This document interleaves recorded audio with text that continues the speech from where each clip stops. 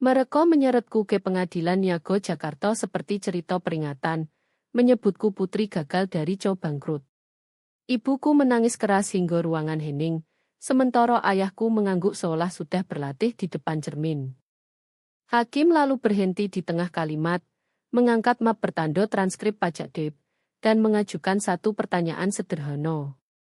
Dia ingin tahu mengapa catatan menunjukkan uang 2 miliar rupiah tidak pernah masuk ke perusahaanku, melainkan ke rekening yang dikendalikan kliennya. Namaku Lino Rahman, usia 37 tahun, dan aku duduk di kursi terdakwa pengadilan niaga di Jakarta, menyaksikan seluruh hidupku dihancurkan oleh orang-orang yang memberiku hidup itu. Udara di ruangan pengadilan pengap, dingin, dan berbau lilin lantai bercampur keringat tegang.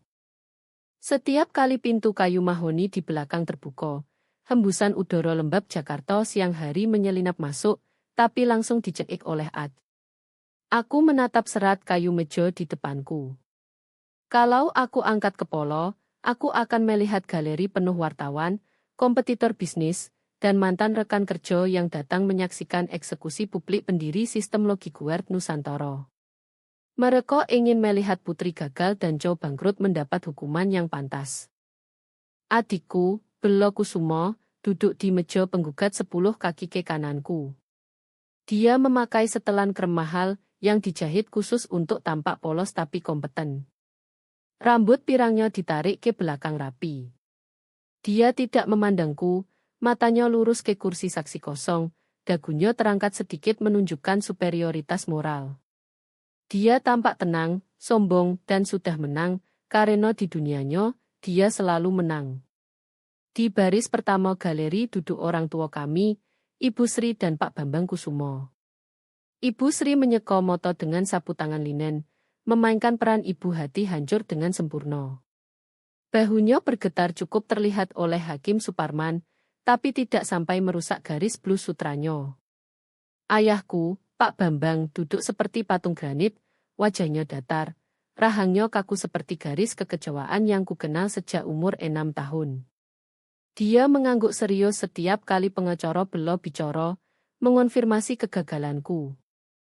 Yang mulia, koto pengacara Belo bernama Pak Sterling, suaranya seperti whisky mahal dituang ke kerikil. Dia berjalan ke bangku hakim, mengisyaratkan ke arahku seolah aku penyakit menular. Kami bukan di sini karena dendam. Kami di sini karena keharusan.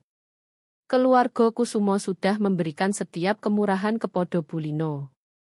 Kami tawarkan dukungan, bimbingan, dan akhirnya talangan 2 miliar rupiah untuk menyelamatkan perusahaan sistem Logiguard Nusantara dari kebangkrutan segera. Otot leherku menegang. Kebangkrutan. Perusahaanku baru saja mencatat efisiensi rekor dan lolos audit sementara untuk kontrak pemerintah. Tapi di sini kebenaran tidak penting. Hanya narasi yang penting. Dan narasi yang Pak Sterling anyam sangat menghancurkan. Bu Lino menerima uang itu, lanjutnya, berpaling ke galeri agar wartawan menangkap sisi baiknya. Dia bilang pinjaman jangka pendek untuk gaji dan update kepatuhan. Tapi uangnya hilang, dan sekarang dia menyangkal utang itu odo. Dia bangkrut, Yang Mulia. Dia bersembunyi di balik istilah korporat sementara adiknya menghadapi kerugian finansial karena percaya padanya. Aku merasakan moto semua orang menusuk tengkuku. Aku ingin berdiri, berteriak bahwa Logiguard punya cadangan likuid 3 miliar rupiah. Bahwa aku tidak pernah ambil 1 rupiah pun dari orang tuaku sejak meninggalkan rumah di usia 22 tahun. Tapi aku tidak bergerak. Di sampingku, pengacaraku Bu Reni Pratiwi duduk diam seperti patung. Dia tidak mencatat, tidak mengacak kertas. Dia hanya duduk tegak, tangannya di atas map tebal. Dia sudah bilang padaku, jadilah patung. Biarkan mereka bicara sampai kehabisan napas. Kami panggil Pak Bambang Kusumo ke kursi saksi, umum Pak Sterling. Ayahku berdiri, mengancing jas, berjalan ke kotak saksi dengan langkah berat seorang pemilik armada truk dan gudang di pelabuhan Tanjung Priok. Dia bersumpah tanpa ragu.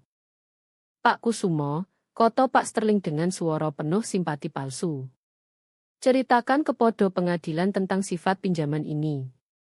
Pak Bambang berdeham. Dia memandangku pertama kali, matanya dingin, tidak ada pengakuan bahwa aku anaknya. Aku hanya masalah yang harus diperbaiki. Lino selalu ambisius, katanya, memilih Koto itu seperti hinaan. Tapi dia kurang disiplin untuk dunia logistik. 3 tahun lalu dia datang podo kami. Dia putus asa. Dia bilang Logiguard akan bangkrut. Dia bilang akan kehilangan segalanya. Dia berhenti, membiarkan kebohongan meresap seperti debu. Kami tidak ingin memanjakannya, lanjutnya dengan nodo penyesalan ayah yang sudah dipraktikkan. Tapi dia keluarga. Kami setuju pinjaman pribadi 2 miliar rupiah. Itu kesepakatan jabat tangan dengan surat sanggup bayar yang dia tanda tangani di ruang kerjaku. Kami percaya padanya. Dan apakah dia sudah mengembalikan pokoknya? Tanya Pak Sterling. Tidak sepeser pun, jawab ayahku. Dia berhenti jawab telepon kami 6 bulan lalu. Terima kasih, Pak Kusumo. Ayahku turun. Dia memandang hakim dan mengangguk lelah. Sempurna. Dia tampak seperti raksasa industri yang terluka oleh hati lembutnya sendiri. Lalu giliran Ibu Sri. Kalau ayahku logika, ibuku emosi. Dia naik ke kursi saksi dan langsung memandangku dengan mata berkocok-kocok. Aku tidak mengerti bagaimana sampai ke sini, isaknya ke mikrofon. Kami beri dia setiap kesempatan. Kami bayar pendidikannya. Kami perkenalkan dia ke orang-orang tepat. Ketika Belo bilang harus gugat untuk dapat kembali investasi keluarga, aku mohon jangan. Tapi Lino tidak beri pilihan. Dia perlakukan kami seperti musuh. Dia menangis, wajahnya tertutup tangan. Suara isaknya memenuhi ruangan. Aku kenal suara itu. Itu suara yang dipakai untuk dapat meja VIP di restoran. Suara yang dipakai untuk memaksaku batalkan liburan dan kerja shift tanpa bayar di gudang keluarga. Hakim Suparman meminta saksi turun dengan lembut. Bahkan dia tampak tergerak. Dia pria tua berkacamata kawat, wajah seperti ukiran kayu jati. Dia bersandar, memandang ibuku yang menangis lalu ke aku. Aku tampak seperti monster. Aku tahu itu. Aku anak perempuan dingin yang duduk kering mata sementara ibunya hancur. Pak Sterling kembali ke podium. Dia letakkan tangan di mimbar, penuh percaya diri seperti kasus mudah. Yang mulia, bukti jelas. Surat sanggup bayar sudah ditandatangani.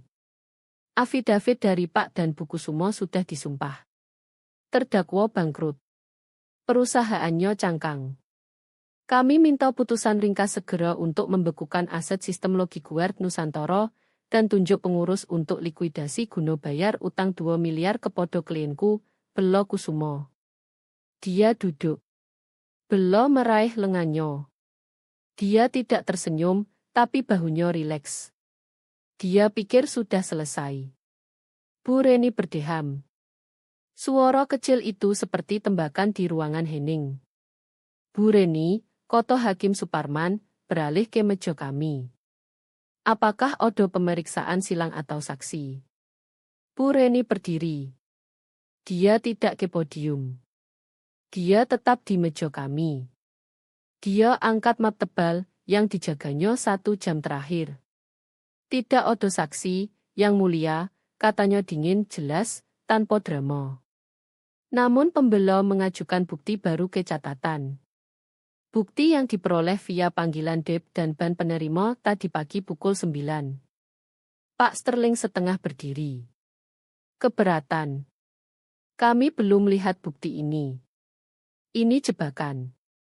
Ini sidang niaga, Pak Sterling. Bukan perdata biasa, jawab Hakim Suparman, alisnya berkerut. Saya punya wewenang luas memeriksa catatan keuangan terkait solvabilitas debitur. Bawa ke depan, Bu Penasihat. Bu Reni berjalan ke bangku hakim, serahkan map ke panitera, lalu ke hakim. Dia beri salinan ke Pak Sterling. Pak Sterling buka map. Wajahnya diam, dia bocah halaman pertama. Lalu berkedip. Dia balik halaman kedua.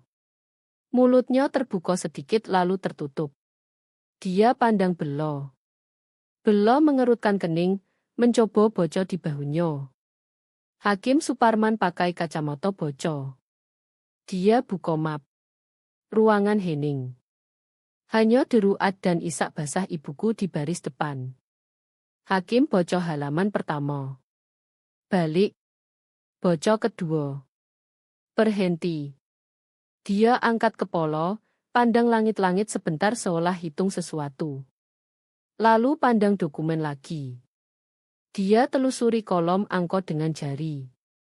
Pak Sterling, kata hakim, suaranya berubah. Kehangatan kakek hilang, diganti sesuatu tajam seperti logam. Yo, Yang Mulia. Suara Pak Sterling sedikit lebih tinggi. Anda nyatakan di catatan bahwa 2 miliar rupiah itu pinjaman langsung ke perusahaan Bulino, Sistem Logiguard Nusantara. Benar, Yang Mulia. Surat sanggup bayar, lupakan surat itu, potong Hakim Suparman. Dia tidak teriak, tapi perintahnya seperti cambuk. Hakim lepas kacamatanya, lipat tangan di atas map terbuka. Ini transkrip pajak resmi DIP dan catatan transfer kawat tanggal pinjaman yang diduga. Saya lihat aliran 2 miliar rupiah dari trust keluarga Kusumo. Isa Ibu Sri berubah tempo. Berhenti mendadak seperti radio dimatikan. Keheningan galeri menggelegar. Pak Bambang tidak mengangguk lagi. Dia menatap belakang kepala Belo. Hakim Suparman condong ke depan. Kursi kulitnya berderit. Menurut catatan federal ini, koto hakim pelan, ucapkan setiap suku koto. Uang tidak masuk ke sistem Logiguard Nusantara. Tidak ke Lino Rahman. Tidak ke rekening terkait terdakwa. Senyum Belo retak. Retakan kecil di sudut mulut. Tapi aku lihat. Matanya melirik Pak Sterling, hakim, lalu pertama kali ke aku. Aku tidak tersenyum. Aku hanya balas tatap. Aku tunggu momen ini 3 tahun. Aku makan mie instan, kerja 20 jam sehari, biarkan mereka sebut aku gagal sementara aku bangun jebakan yang baru saja dia masuki. Yang Mulia, pasti ada kesalahan administrasi, gagap Pak Sterling. Dia acak kertas, cari jalan keluar yang tidak ada. Nomor rekening. Odo yang bohong di ruangan ini, koto Hakim Suparman. Koto-koto itu menggantung berat dan berbahaya. Hakim angkat lembar khusus. Dia angkat tinggi. Itu konfirmasi transfer kawat, diperbesar jelas. Dia pandang langsung ke meja Belo. Bukan pengacara. Ke adikku. Bu penasihat, koto hakim, suaranya turun ke register tenang yang menakutkan. Jelaskan nomor rekening ini. Untuk memahami mengopo pertanyaan hakim tentang satu nomor rekening terasa seperti bom di dadaku, kamu harus paham tanah tempat aku dibesarkan. Aku besar di kawasan pelabuhan Tanjung Priok, Jakarta, di mana udara penuh bau solar, air asin, dan uang lomo keluarga. Kasih sayang bukan sumber alam. Itu transaksi. Dividen dibayar triwulanan tergantung prestasi. Ayahku, Pak Bambang Kusumo, bangun grup logistik Kusumo dari perusahaan truk regional jadi kerajaan logistik yang mengangkut barang lintas pulau. Di luar, dia raksasa industri. Bagi aku, dia laporan prestasi berjalan. Aku anak sulung. Di keluarga normal itu berarti sesuatu. Tapi di dinasti Kusumo, aku hanya draft. Aku latihan sebelum model produksi benar. Adikku Belo lahir 8 tahun kemudian. Saat itu bisnis sudah meledak. Aku besar di rumah yang khawatir biaya perawatan armada. Belo besar di rumah mewah yang khawatir kudoponi mono untuk hari Selasa. Sejak bisa berjalan, Belo anak emas. Tidak halus. Itu atmosfer. Cahaya ruangan seolah bergeser ke dia. Orang tuaku perlakukan dia bukan anak yang dibesarkan, tapi pusaka yang dipoles. Sementara aku kerjakan perdi meja dapur, mencoba tak terlihat. Belo di parade di depan investor dengan gaun beludru, senyum siap kamera. Pak Bambang punya filosofi warisan. Dia suka bilang dinasti sejati butuh dua hal, wajah dan tulang punggung. Belo wajahnya. Dia dapat tutor etiket, pelajaran perkenalan, magang makan siang dengan anak senator.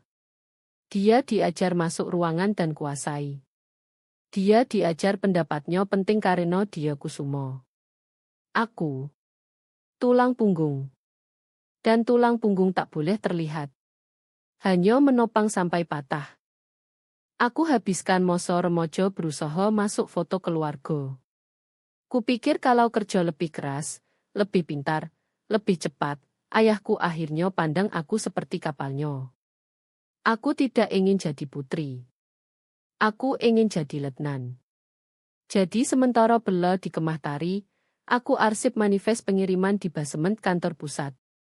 Sementara dia belajar Prancis, aku pelajari jadwal tarif harmonis. Di kuliah aku ambil akuntansi forensik bukan karena suka pajak, tapi karena aku tahu bisnis keluarga bocor uang lewat kesalahan kepatuhan. Kupikir kalau aku hematkan 1 miliar, mereka cintai aku 1 miliar. Aku naif. Aku ingat pulang dari universitas dengan gelar summa cum laude. Aku letakkan ijazah di meja ayahku. Dia tidak angkat kepala dari kertas. Dia geser tumpukan kontrak vendor ke arahku dan suruh cek klausul tanggung jawab. Bagus, katanya. Kita butuh orang andal urus hal membosankan supaya Belo tidak terganggu. Kata itu menghantuiku. Andal. Kedengarannya pujian, tapi di keluargaku itu penunjuk budak. Mobil andal adalah yang dikendarai sampai rusak.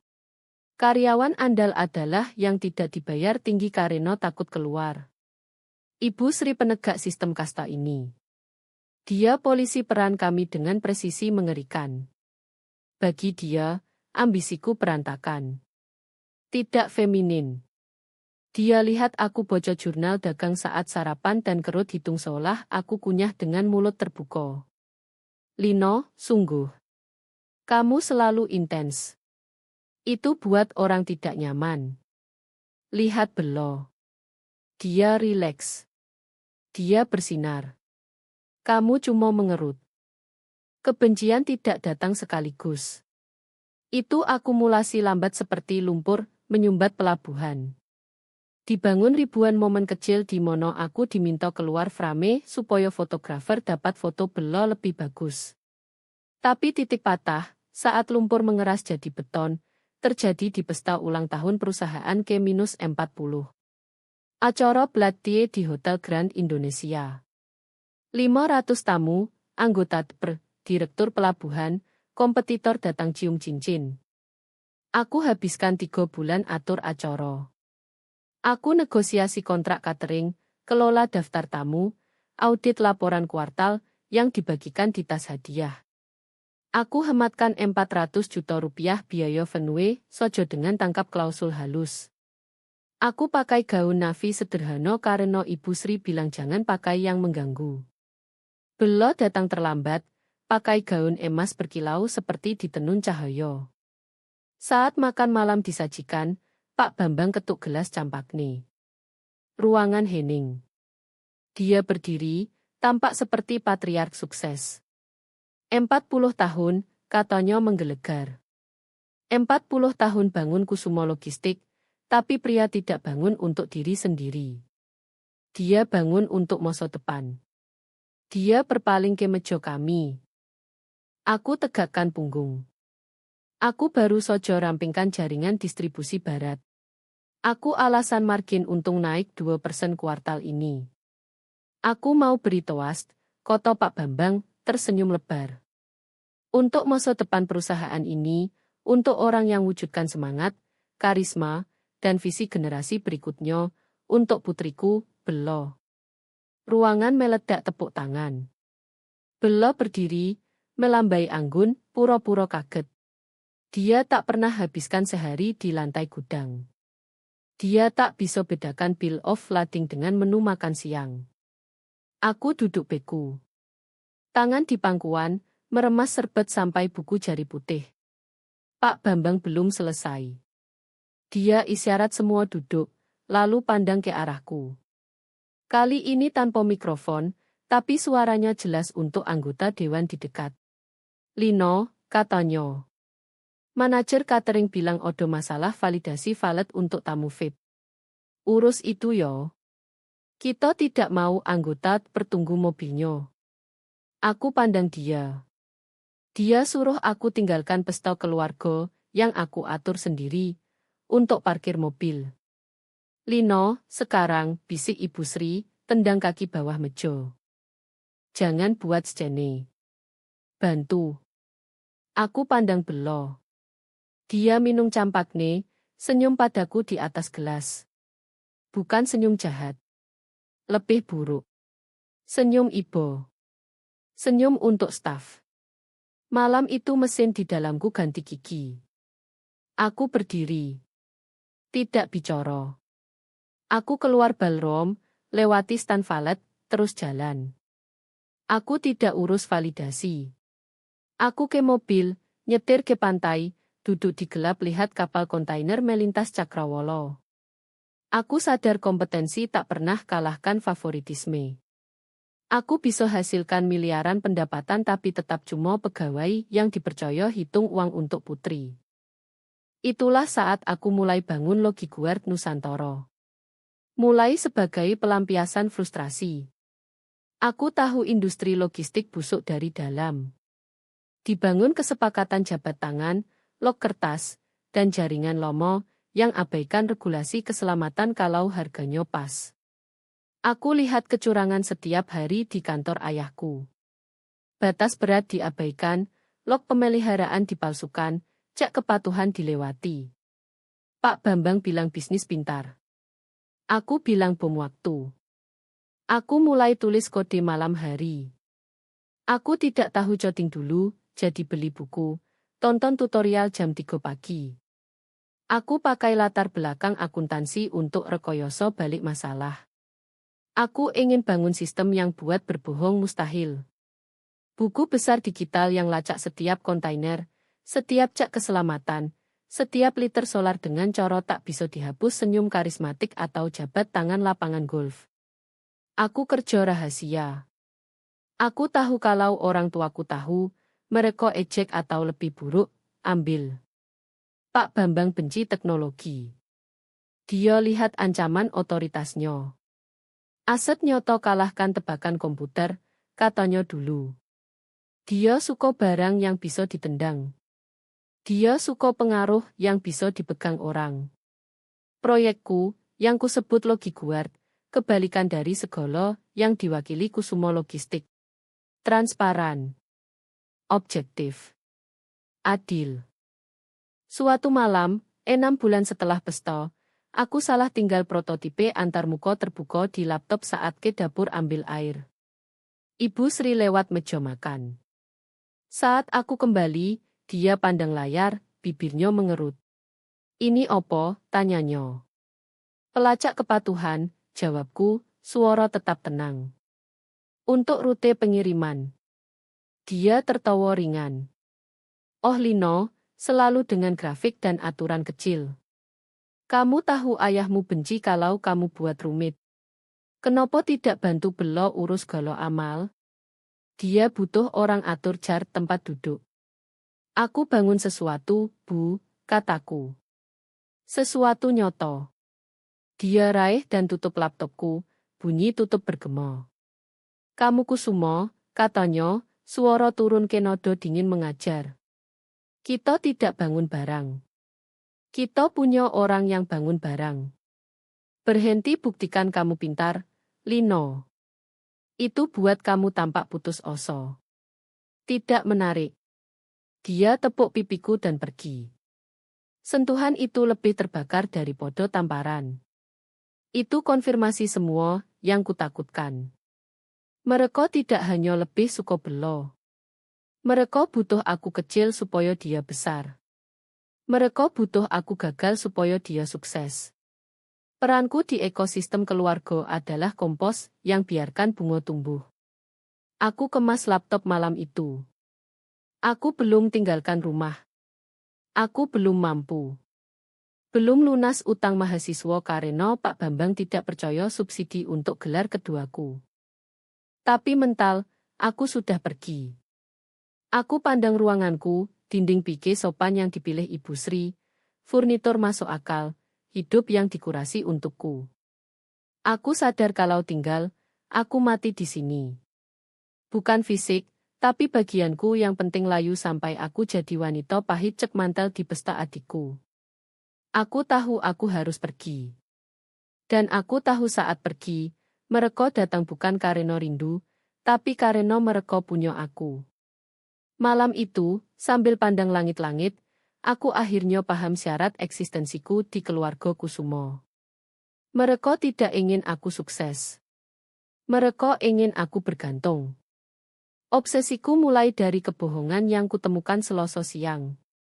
Aku review tumpukan manifest pengiriman kimia industri lintas pulau.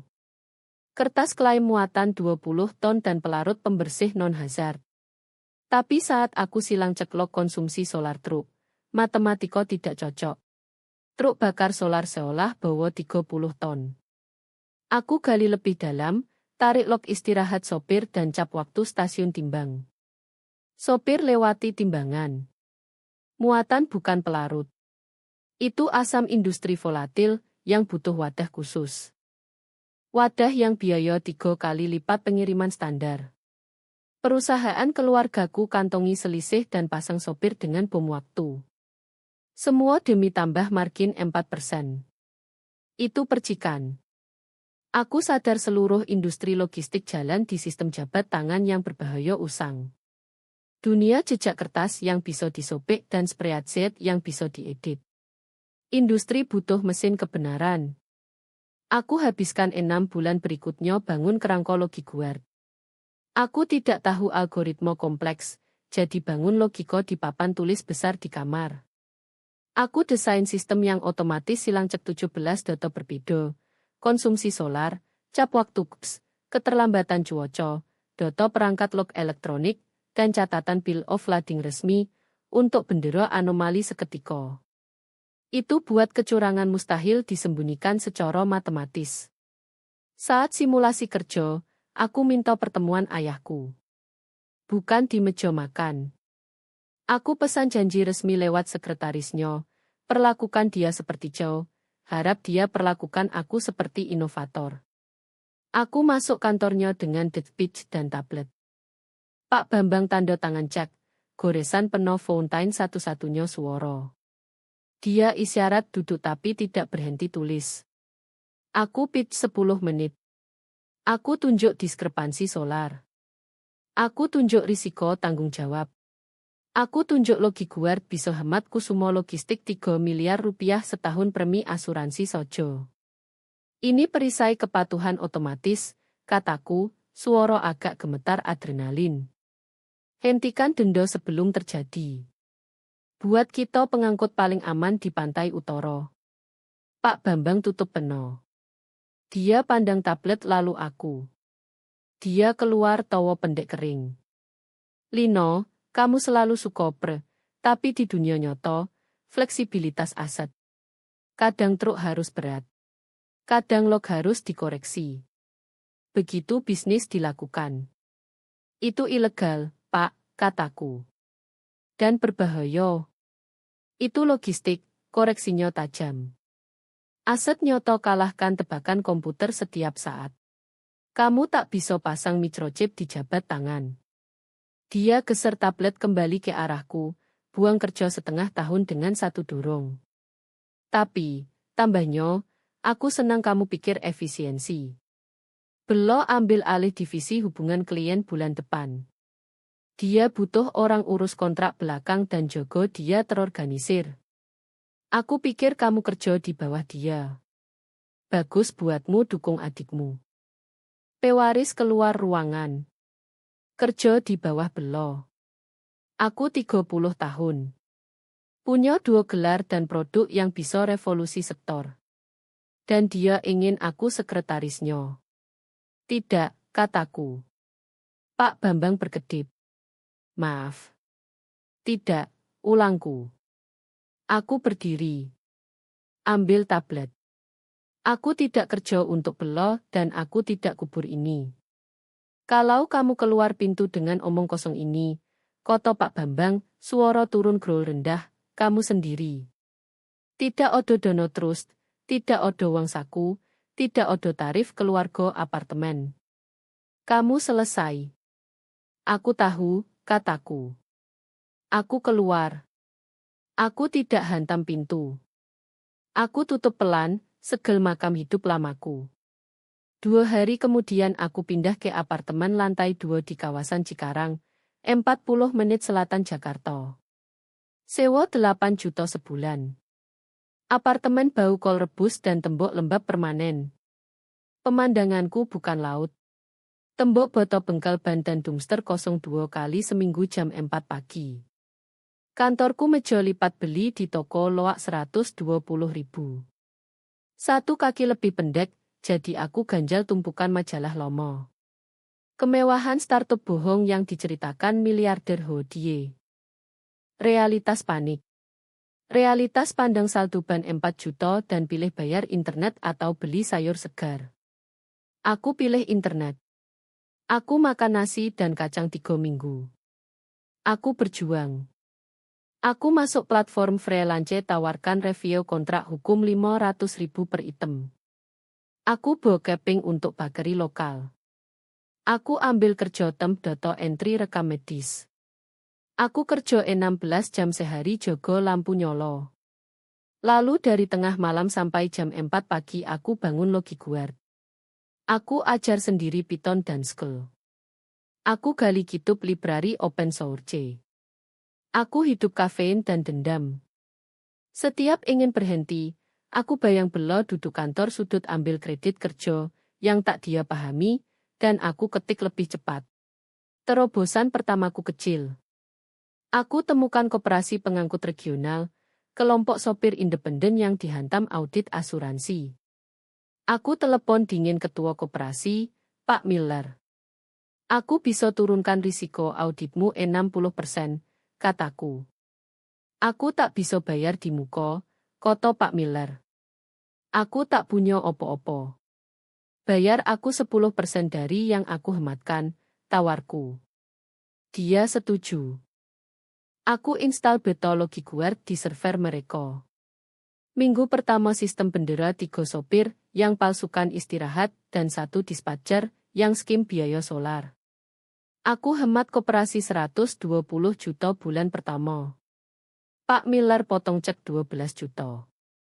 Aku pandang cek itu 1 jam. Tidak cukup beli tas desainer. Hampir tak cukup sewa dan biaya server, tapi itu milikku. Bukti aku tidak gila. Lalu datang pelajaran yang hampir hancurkan aku. Aku jumpa pria di Micertech di Jakarta.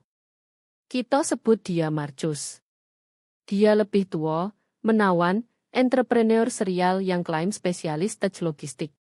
Aku putus asa butuh bimbingan. Aku kesepian. Aku lapar orang yang bicara bahasaku. Aku belikan kopi. Aku tunjuk arsitektur. Aku jelaskan algoritma silang referensi. Kupikir aku dapat mentor. Kupikir aku dapat sekutu. 3 minggu kemudian aku lihat press release di BlogTech. Marcus luncur platform baru bernama Logo Guard. Aku tonton demo video. Itu produkku. Dia ambil logikaku, bungkus antarmuka lebih licin, dan pitch ke perusahaan yang aku target. Dia bahkan pakai frasaku, mesin kebenaran untuk logistik.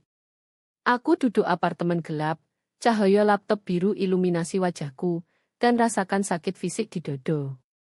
Aku belum paten. Aku tak mampu biaya pengajuan.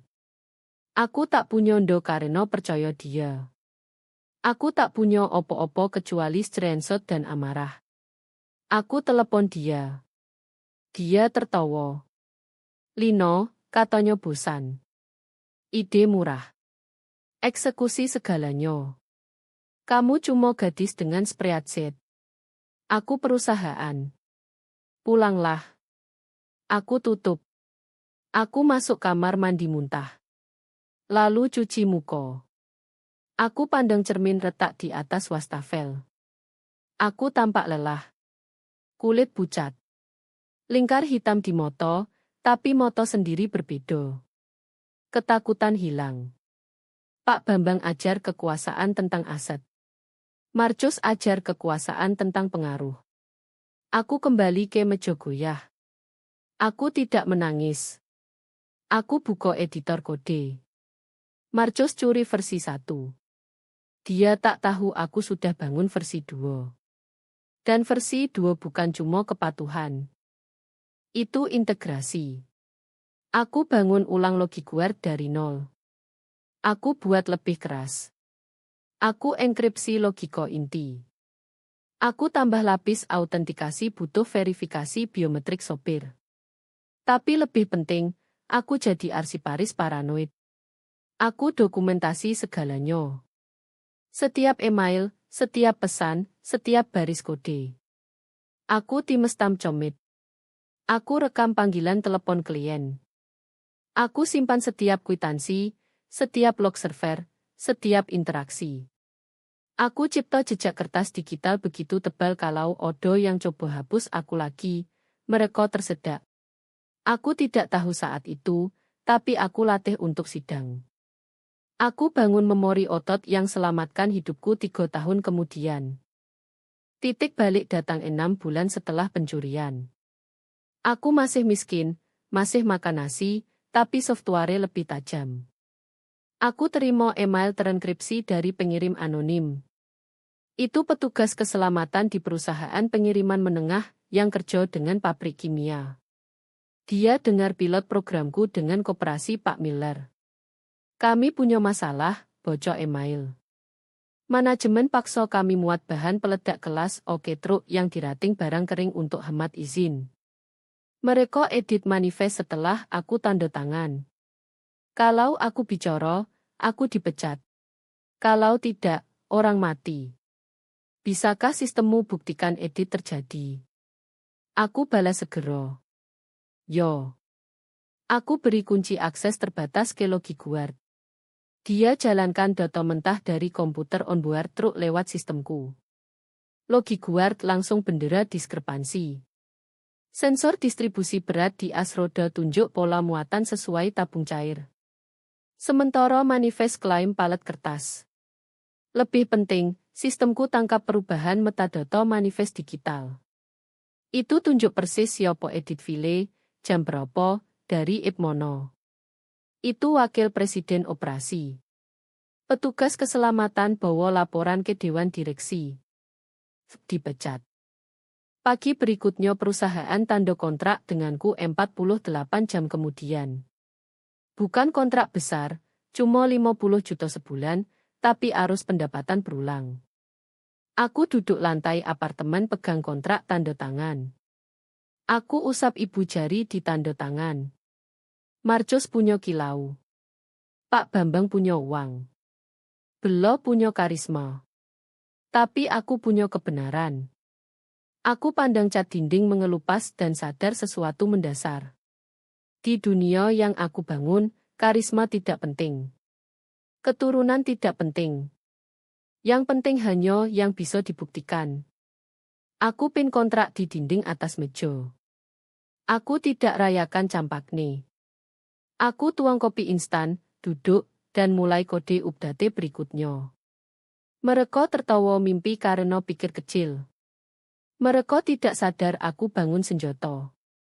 Dan senjata tak perlu cantik. Cukup kerja. Sukses tidak datang dengan ledakan. Sukses datang dengan akumulasi tanggung jawab yang tenang dan menakutkan. 2 tahun LogiGuard hidup di ruang abu-abu antara bertahan dan stabil. Tapi tahun ketiga momentum bergeser. Kami bukan startup lagi di apartemen Cikarang. Kami contender sah. Aku pindah perusahaan ke pabrik tekstil direnovasi di kawasan Tanjung Priok.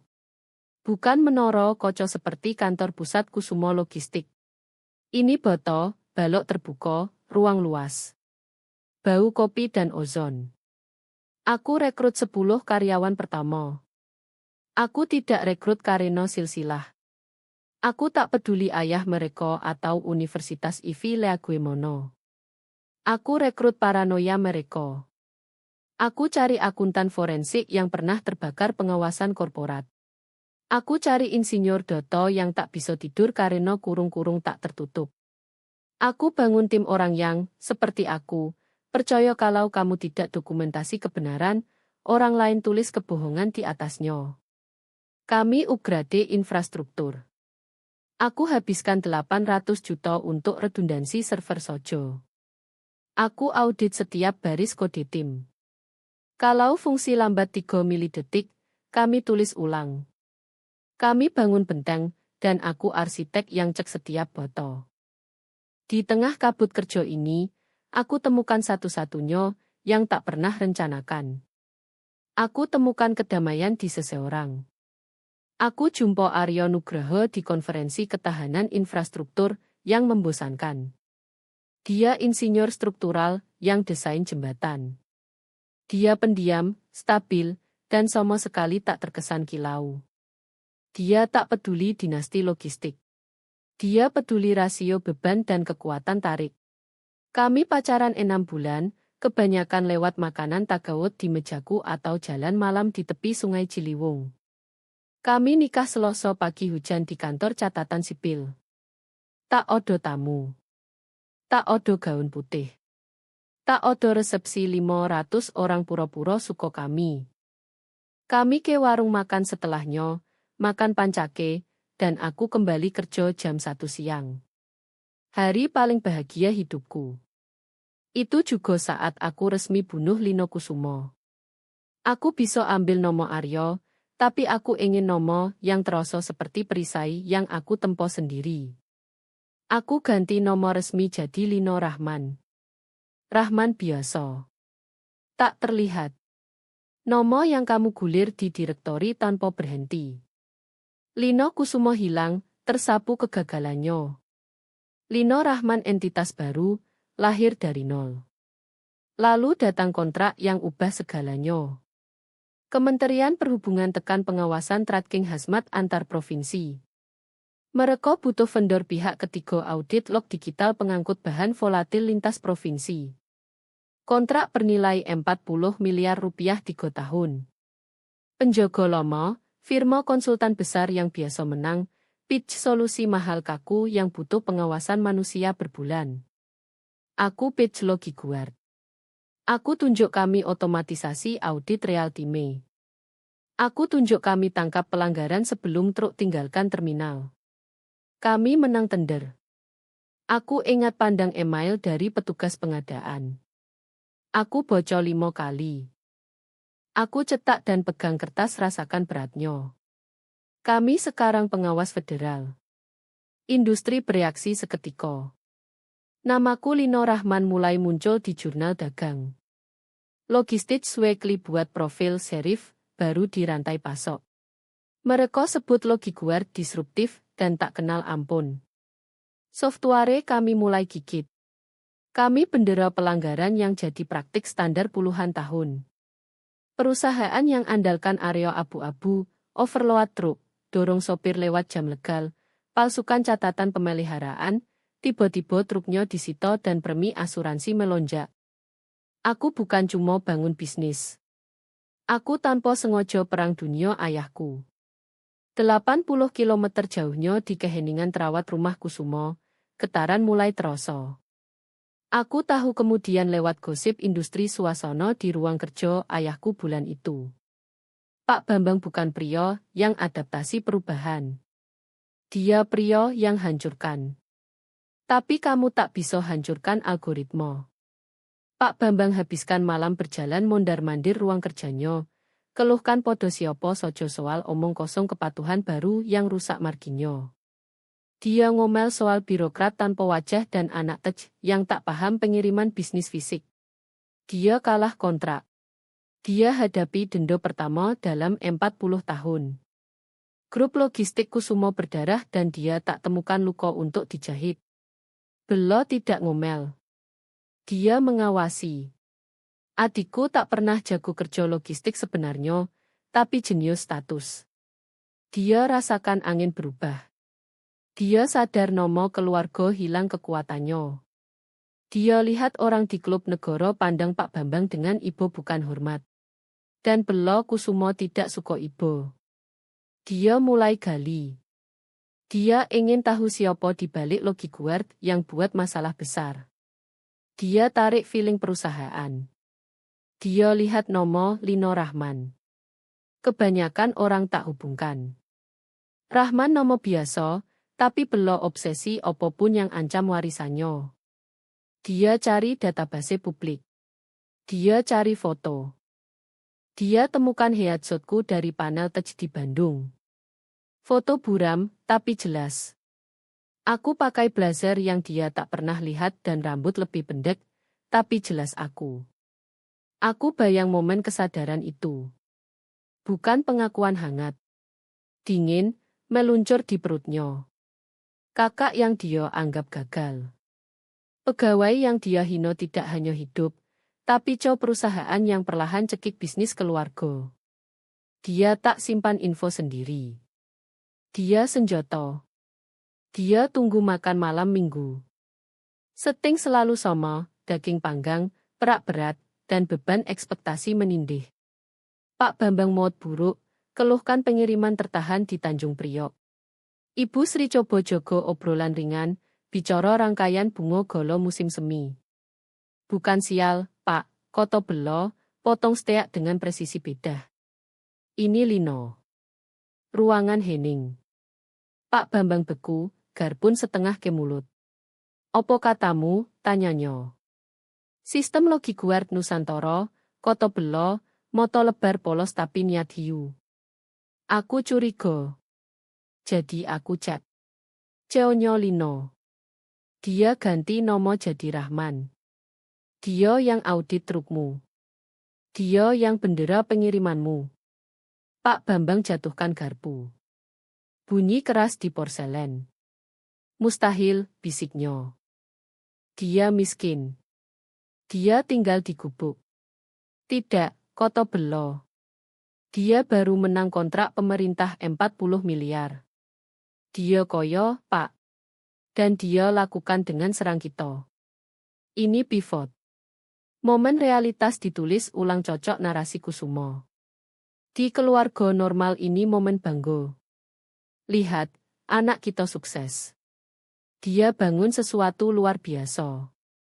Tapi di rumah Kusumo, kesuksesanku hanya bisa odo sebagai pencurian milik mereka. Kalau aku menang, berarti aku curi kemenangan mereka. Dia pakai kita, lanjut Belo, suara makin kuat. Dia pakai semua yang kamu ajar. Dia pakai koneksi yang kamu beri. Dia ambil pendidikan yang kamu bayar dan bangun senjata hancurkan keluarga ini. Dia berutang podo kita. Ibu Sri terkesiap, tangan ke dodo. Setelah semua yang kami lakukan untuknya, kami sayang dia. Kami dukung dia. Bagaimana dia bisa dendam begini? Ibu Sri mulai menangis. Respons defaultnya untuk kompleksitas. Dengan menangis, dia jadi korban, berarti aku agresor. Wajah Pak Bambang ungu memar gelap. Aku tawarkan pekerjaan. Aku tawarkan dia kerja di bawahmu, dan ini balasannya dengan lapor trukku ke pemerintah federal. Dia iri, koto Belo menenangkan. Dia selalu iri opo yang kita punya. Dia ingin hancurkan karena tahu dia tak bisa pimpin. Mereka duduk di ruang makan yang lebih mahal dari tahun pertama operasiku. Dan mereka tulis ulang iri jadi keadilan. Mereka yakinkan diri kerja kerasanku sebenarnya milik mereka. Mereka yakinkan diri kemandirianku bentuk penggelapan. Kita harus hentikan dia, koto Pak Bambang tampar mejo. Aku gugat dia spionase korporat. Aku gugat pencurian rahasia dagang. Tidak, koto Belo. Dia raih tangan ayahnya yang gemetar. Dia tenang sekarang. Dia di elemennya. Ini bukan logistik. Ini perang sosial. Rahasia dagang sulit dibuktikan, koto Belo. Dan gugatan seperti itu tampak lemah. Tampak kita takut teknologinya. Kita tak mau pertarungan ahli. Dia lebih pintar di sisi teknis. Kita akui itu, Pak. Lalu opo, tuntut Pak Bambang. Kita pukul dia di tempat rentan, koto Belo. Dia baru tanda kontrak pemerintah. Kontrak itu punya klausul ketat soal stabilitas keuangan. Kalau vendor bangkrut atau terlibat litigasi utang, pemerintah bisa pause kontrak. Dia minum anggur. Kita tak perlu kalahkan dia di bisnis, koto Belo, suara dingin final. Kita tak perlu produk lebih baik. Kita cukup buat pengadilan bekukan dia. Dia bilang dia sukses, Belo tersenyum. Kita buat dunia percaya dia penipu. Kita tagih utang yang dia berutang untuk kami besarkan. Kebohongan tidak mulai di pengadilan. Mulai di perpustakaan beraj rumah orang tuaku, di mana adikku duduk dengan tumpukan kertas kosong dan tujuan beracun tunggal. Belo tahu dia tak bisa gugat aku karena sukses. Tak ada dasar hukum untuk melebihi anak emas. Untuk seret aku ke pengadilan, dia butuh utang. Dan karena tak ada utang, dia harus ciptakan. Dia pilih jumlah 2 miliar rupiah. Angka spesifik, dipilih perhitungan. Besar cukup terdengar bencana untuk perusahaan muda, tapi kecil cukup masuk akal sebagai investasi keluarga koyo dinasti logistik. Kalau klaim 10 miliar, butuh persetujuan dewan dan feeling publik. 2 miliar jumlah yang secara teori bisa gerak dengan tanda tangan, uang yang keluarga koyo mungkin selip diam ke anak perempuan yang kesulitan. Tapi kebohongan butuh kertas hidup. Belo tidak hanya bilang aku berutang. Dia bangun jejak kertas buktikan. Dia habiskan minggu cari dokumen. Dia duduk meja antik draft perjanjian pinjaman dan surat sanggup bayar. Dia berdate 4 tahun lalu ke saat aku tinggal di Cikarang makan nasi kacang. Dia pintar. Dia cetak dokumen di kertas yang diajemur matahari beberapa hari agar pinggir menguning sedikit. Dia lipat lipat buat garis lipatan. Dia ingin tampak seperti sudah dilaci file terlupakan, bukan baru dari printer laser. Lalu bukti digital. Belo tahu kertas fisik tak cukup di dunia modern. Dia butuh jejak elektronik.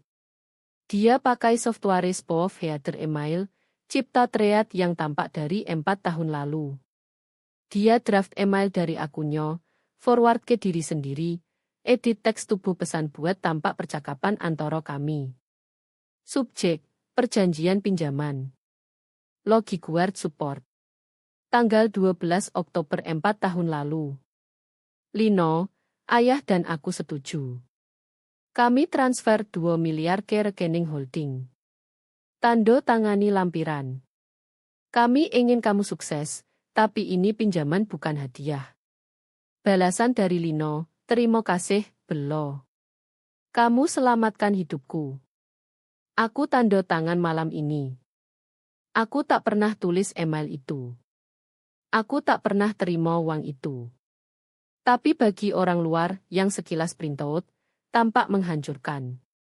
Tampak seperti adik bersyukur terima tali penyelamat yang sekarang dia sangkal. Untuk jual narasi, Belo butuh suara. Dia temukan Pak Sterling. Pak Sterling bukan pengacara buruk, tapi lapar. Dia jenis pengacara yang pasang billboard di jalan tol dan pakai jas agak terlalu mengkilap. Dia cari kasus profil tinggi angkat firma ke tier raksasa korporat. Saat putri grup logistik Kusumo masuk kantornya dengan cerita pengkhianatan dan tumpukan bukti, dia tak tanya terlalu banyak. Dia lihat V kontingensi dan kesempatan di berita malam. Belo beri skrip. Dia bilang aku founder startup sembrono yang habiskan uang keluarga dan sekarang sembunyikan aset. Dia lukis logi Guard bukan inovator tech, tapi rumah kartu ditopang amal rahasia ayahku. Kami tak ingin sakiti dia, koto belo padanya, sempurnakan nodo kakak peduli. Kami hanya ingin milik kami. Kami ingin akuntabilitas. Pak Sterling telan. Dia draft petisi dengan semangat agresif. Sementara belo atur arsitektur hukum, orang tuaku latihan penampilan emosional. Ini bagian paling sakit saat kuingat. Tak cukup mereka tanda afidavit. Mereka benar-benar latihan.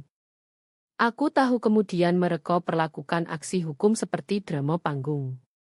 Di ruang tamu, di bawah potret kakek, Ibu Sri latihan air mata. Dia duduk sofa pegang tisu dan latihan froso. Kami beri dia setiap kesempatan, katanya ke ruangan kosong. Kami hanya ingin dia aman. Pak Bambang latihan kekecewaan. Dia berdiri dekat perapian, sempurnakan kerut alis. Dia perlu tampak patriark dermawan yang dipaksa posisi ini oleh anak tak tahu terima kasih. Ini bukan soal uang, katanya ke pewaris. Ini soal prinsip. Mereka tidak hanya gugat aku. Mereka tulis ulang sejarahku. Mereka ambil tahun perjuanganku, laparku, malam tanpa tidur, dan cat dengan cerita ketergantungan.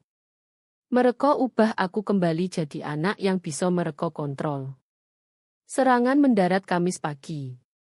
Aku di ruang konferensi logi Guard review hasil beta testing modul audit federal baru. Suasana listrik. Timku tertawa, minum kopi, tunjuk algoritma baru kurangi tingkat error 98%. Kami rasa tak terkalahkan. Asistenku, wanita tajam bernama Sarah, ketuk pintu kaca. Dia pucat. Bulino, katanya suara tegang. Ada pria di meja depan. Dia bilang perlu lihat kamu pribadi. Aku tahu seketika. Kamu tak besar di rumah Kusumo tanpa kembangkan indera keenam bencana. Aku jalan ke area resepsi. Pria itu pegang amplop tebal. Dia tanya namaku. Aku bilang. Kamu sudah dilayani, katanya, serahkan paket. Dia balik dan pergi. Area resepsi hening. Sarah pura-pura ketik, tapi aku tahu dia awasi. Insinyur utamaku berdiri dekat mesin kopi, muk beku setengah ke mulut. Aku buka amplop. Estate Lino Rahman. Petisi kebangkrutan paksa dan pelepasan utang. Koto-koto berenang di mataku.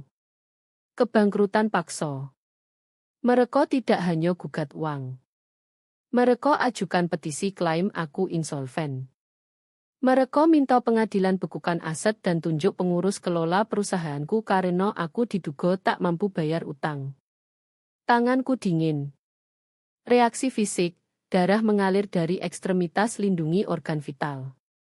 Aku rasa kembali di meja makan. Disuruh parkir mobil. Aku kembali kantor, tutup pintu. Aku duduk dan baca petisi. Penggugat Belo Kusumo, jumlah 2 miliar. Sifat utang, surat sanggup bayar tak dibayar. Aku baca afidavit ayahku. Aku pribadi otorisasi transfer dana bantu usaha gagal anakku. Gelombang mual. Usaha gagal. Logi Guard catat pendapatan kuartal 3 miliar. Kami nol utang. Kami perusahaan paling sehat sektor. Tapi lalu sadar. Bahaya bukan aku kalah kasus. Matematika di pihakku. Bahaya kebisingan. Aku lihat tanggal filing. Sudah catatan publik. Dalam jam, bot hukum yang strap filing pengadilan ambil ini. Besok pagi masuk newsletter industri. Logi Guard digugat keluarga karena insolven. Kontrak pemerintah yang baru kami menang punya klausul ketat stabilitas keuangan. Kalau Kementerian Perhubungan pikir,